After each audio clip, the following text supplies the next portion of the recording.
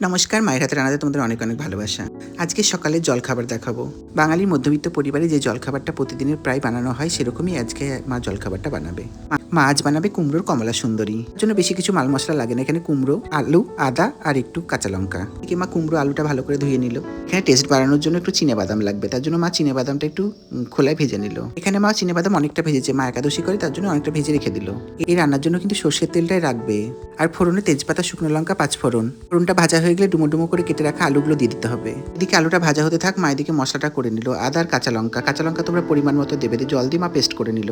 ওটা দিকে হালকা একটু ভাজা ভাজা হয়ে আসবে, তখন তাতে কুমড়োগুলো দিয়ে দিতে হবে। কুমড়োগুলো দিয়ে একটু বেশ কিছুক্ষণ ভাজতে হবে। ভাজার সময় লবণ আর হলুদ পরিমাণ মতো দিয়ে দিতে হবে। তারপরে কুমড়ো আলুটা একসঙ্গে ভাজতে হবে। ভাজার সময় কিন্তু ঢেকে ঢেকে ভাজতে হবে, যাতে ভাজাও হয় এবং সেদ্ধ হয়ে আসে। তারপর বেশ খানিকক্ষণ পর ঢাকনা খুলে দেখতে হবে, ভাজা ভাজা হয়ে এলে তার মধ্যে ওই আদাটা আর কাঁচা লঙ্কা বাটা পেস্টটা দিয়ে দিতে হবে। তারপরে পরিমাণ মতো চিনি দিতে হবে। তারপরে এবার এটা কষানোর পালা। কষা হয়ে গেলে জল দিয়ে দিতে হবে। জল দিয়ে ঢাকা দিয়ে দিতে হবে সেদ্ধ হওয়ার জন্য। একদিকে মা ঢাকনা খুলে যতক্ষণ না ঝোলটা টানছে ততক্ষণে বাদামের খোসাগুলো ছাড়িয়ে বাদামটা আধা পেস্ট করে নিতে হবে। বাদামটা কিন্তু জল দিয়ে পেস্ট করা যাবে না। মা যেরকম করে গুঁড়ো করেছে সেরকমভাবেই গুঁড়ো করো, আধা আধা মুখে পড়বে, বেশ ভালো লাগবে। তারপর এদিকে মাখা মাখা হয়ে এসেছে তরকারিটা, তখন ওই বাদামটা দিয়ে দিতে হবে। বাদামটা দেওয়ার সাথে সাথে একটু জিরে ভাজা গুঁড়ো দিয়ে দিবে। তারপরে একটুখানি বেশ নাড়াচাড়া করার পর রেডি কুমড়োর কমলা সুন্দরী। সত্যি বলছি, এই রান্নাটা কিন্তু দারুণ হয়। দেখেছো কত সুন্দর হয়েছে? তো তোমরা কিন্তু বাড়িতে অবশ্যই একবার বানিয়ে দেখবে।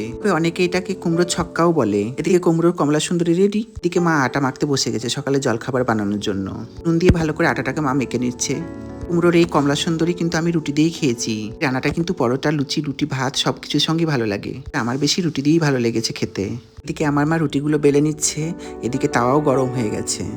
মায়ের হাতের গরম গরম রুটি, কুমড়োর কমলা সুন্দরী যা সুন্দর খেয়েছি না, তোমরাও কিন্তু অবশ্যই একবার বাড়িতে ট্রাই করবে। আমরা কিন্তু বাড়িতে রোজ এগরোল, চাউমিন, টোস্ট এসব খাই না, আমরা কিন্তু প্রায় রুটিই খাই। তবে রুটির সাথে এটা ওটা নানান রকম তরকারি হয়। আজকে কিন্তু মা এই কমলা সুন্দরী করেছে কুমড়ো, তাই তোমাদের সামনে দেখালাম কি করে করে। তবে অল্প মশলায় যে অসাধারণ আমার মা এই রান্নাটা করে, তোমরা কিন্তু বাড়িতে অবশ্যই ট্রাই করে দেখো। দুর্দান্ত হয়েছিল খেতে। আমার রুটি দিয়েই বেশি ভালো লাগে, চাইলে তোমরা ভাত দিয়েও খেতে পারো।